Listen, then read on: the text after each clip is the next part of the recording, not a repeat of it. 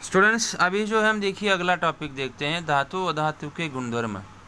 ठीक है, देखिए ऐसा दिखाई देता होगा कि सोडियम मैग्नीशियम ऐसे धातु जो है तत्व बाईं ओर है, सल्फर और क्लोरीन जो है अधातु तत्व आवर्त के दाहिनी ओर है। तो इन दोनों प्रकार के मध्य देखिए सिलिकॉन यह धातु दृश्य है। तो इसी प्रकार का संबंध देखिए आवर्त में भी आपको दिखाई देगा।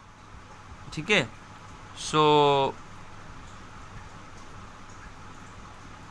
जैसे देखिए बताया गया है कि जो आपकी आवर्त सारणी है, आवर्त सारणी में देखिए अगर देखेंगे बीच में जो टेढ़ी मेढ़ी लाइन होती है, तो टेढ़ी मेढ़ी लाइन मतलब ये सब धातु दृश्य है। मान लो कि सिलिकॉन ये धातु दृश्य है, और जो राइट साइड में होता है वो राइट साइड में अधातु होते हैं यानी कि क्लोरीन है।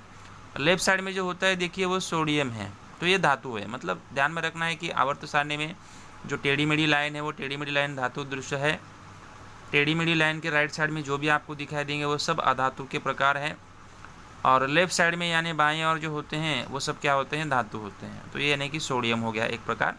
सो इसमें देखिए क्या बताया गया है कि आधुनिक आवर्त सारणी में देखिए एक टेढ़ी मेढ़ी रेखा धातु को अधातु को अलग करती है, ऐसा दिखाई देता है। तो इस रेखा के बाईं ओर धातु, दाईं ओर अधातु और रेखा के किनारे पर धातु दृश्य, इस प्रकार के तत्वों को आधुनिक आवर्त सारणी में व्यवस्था की गई ऐसा दिखाई देता है।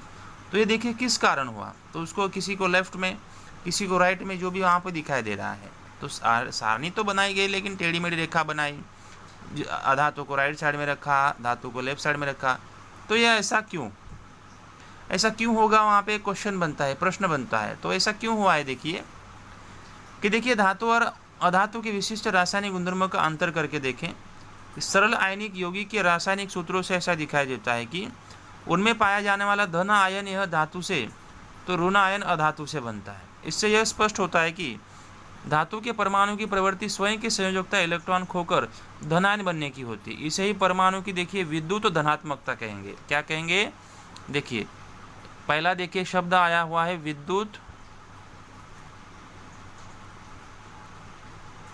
विद्युत धनात्मकता। जैसे कि देखिए सोडियम की हम बात करेंगे 11, सोडियम की अगर हम बात करेंगे देखिए ये अधातु, सॉरी ये धातु है, धातु का प्रकार है।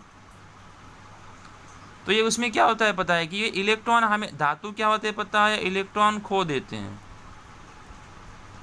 देखिए उसमें अब ये 2 8 1 है, तो ये एक इलेक्ट्रॉन हमेशा क्या कर देता है पता है, खो देता है।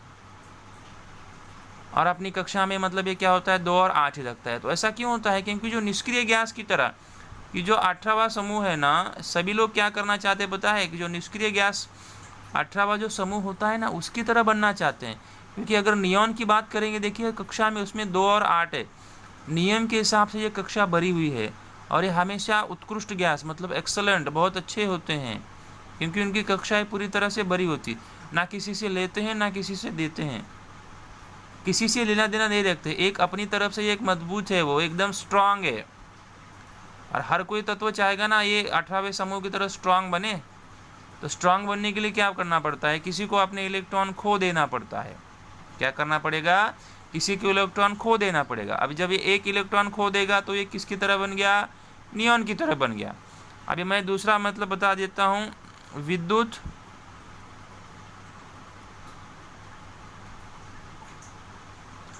विद्युत ऋणात्मकता। ऋणात्मक का मतलब देखेंगे अगर क्लोरीन है, क्लोरीन का नंबर 17 है, ये क्लोरीन क्या है, अधातु है।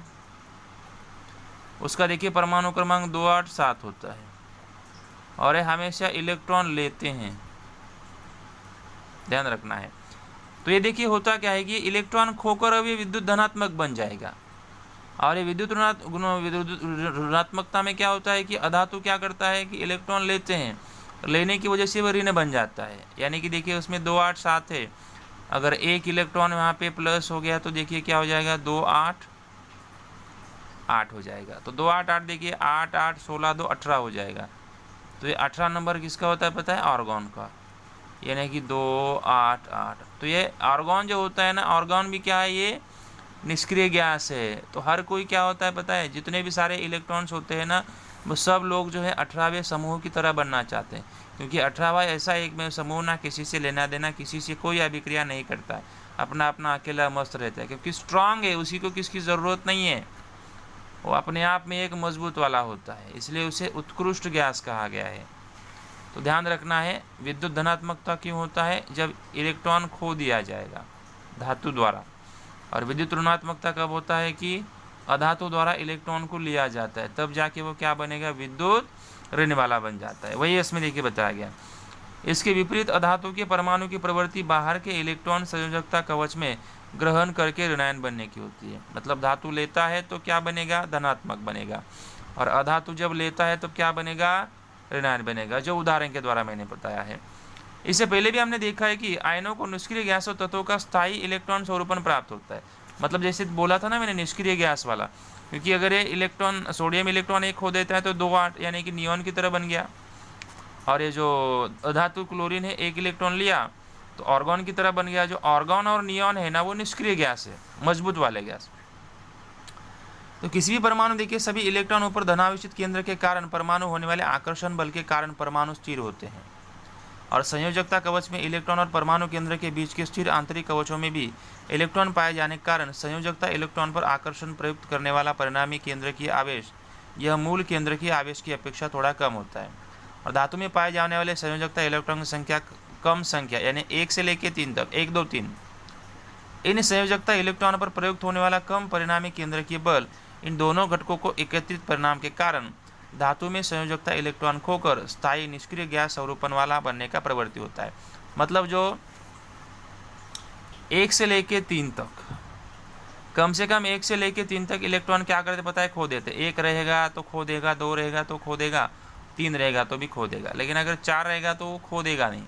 तो ये 1 2 3 जो होता है ना, इलेक्ट्रॉन खो देने की वजह से ये जो मतलब ये धातु होता है ना वो क्या बन जाता है, विद्युत धनात्मक बन जाता है। तो ये सब उसका कारण है। और तत्वों की यह प्रवृत्ति अर्थात विद्युत धनता अर्थात उस तत्व का धात्विक गुणधर्म है।